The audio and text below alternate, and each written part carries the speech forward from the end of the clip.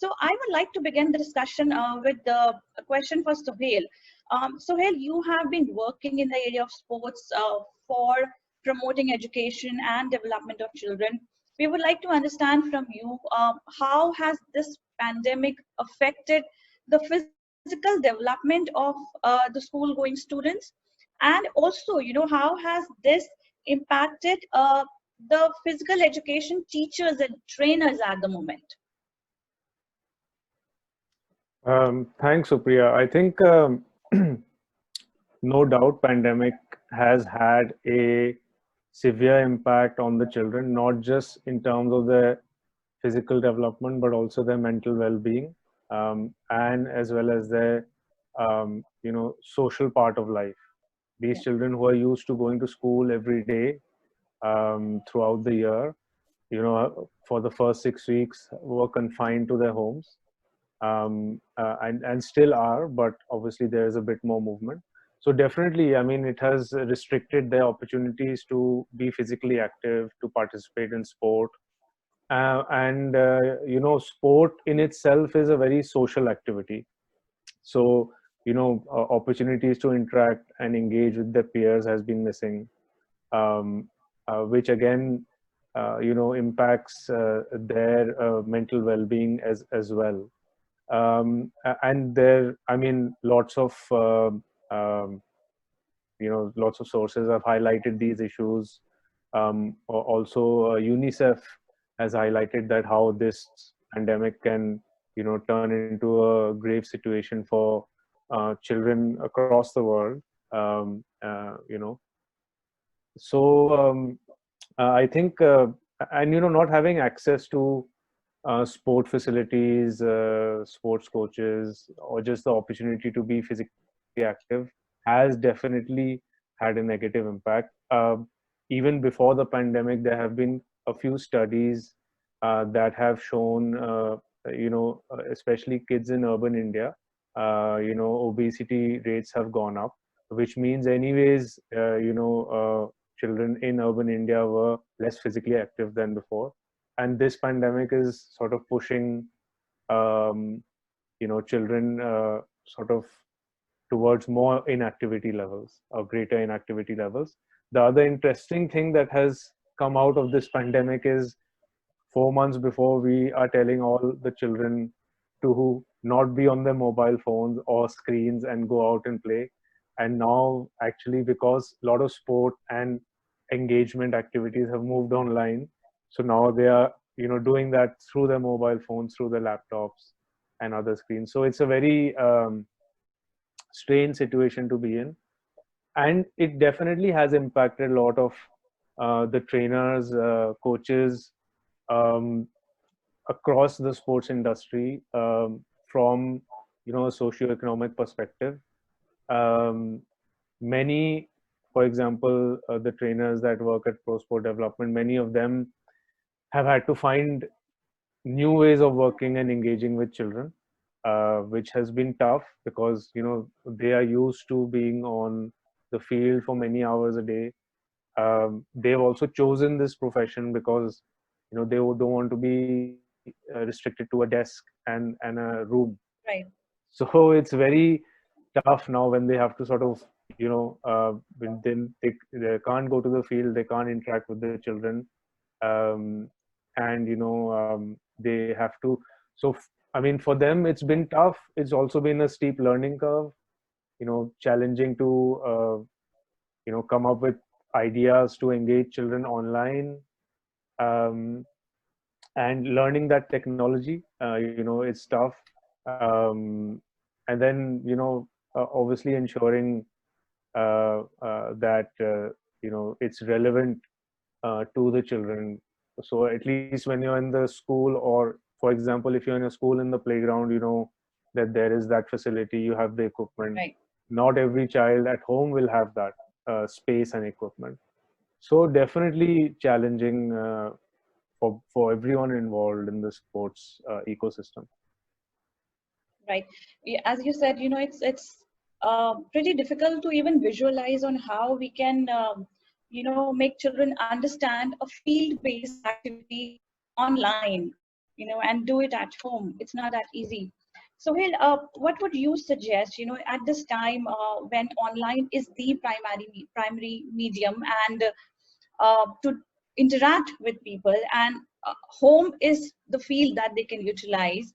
um, what do you suggest, as what are the sports that can be customized easily, or can be communicated easily to children through online mediums, or they can be customized to an indoor part of it?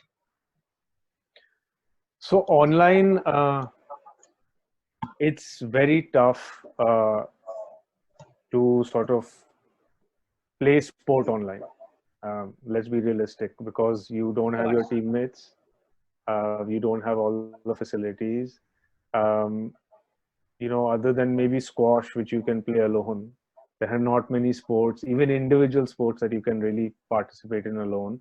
So Right. what sort of we focused on during the lockdown was, we, during the lockdown, kids were going to be confined to their homes for an extended period of time. So we thought we need to engage them um, through physical activity. So we did, engage them in basic sort of fitness activities, yoga, some little fun games that they could do themselves, like bit of stretching.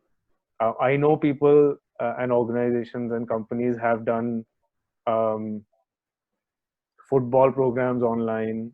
Um, but so our main restriction is, because we work primarily with marginalized children, access to the Right. internet is an issue. And that access to the internet, even in urban India, is an issue, given not everyone has access to digital devices or stable internet. Um, so one thing is for certain: you have to be really creative in doing so. And more, if I would sort of come back to sports, I think what you can do online and at home is more build your skills, your individual skills. And that's been, I think, the focus for most people. As and when we get back, definitely individual sports will have an advantage over team sports. Um, um, so all your racket sports, including table tennis, badminton, squash, will have a greater advantage. Also, for schools that have facilities for, say, shooting, archery, so anything non-contact, individual will have an advantage over team sports, but also contact sports such as, say, judo, taekwondo, etc. Sohail, would you like to elaborate more on this point? As schools are planning, they are getting to reopen in the near future, but they also have very strict guidelines on physical distancing, safety, hygiene, and government is also working around these guidelines at the moment. So, as you said, individual sports will take over, have more precedence over the team sports. But how can we also go about these team sports, or sports with limited number of people, let's say tennis or table tennis? So I think any sport that you do, so like you said, the government is coming with up with guidelines. A lot of international federations have come up with guidelines for their specific sports. I think each institution obviously will need to come up with their own guidelines that fit government guidelines, as well as follow guidelines by these international federations. So having a plan is going to be very important, and each plan will be different for each institution, given the space they have, the number of students, etc. One thing is that even indoor sports, so as soon as you go to school and you start playing sports, the risk factor increases.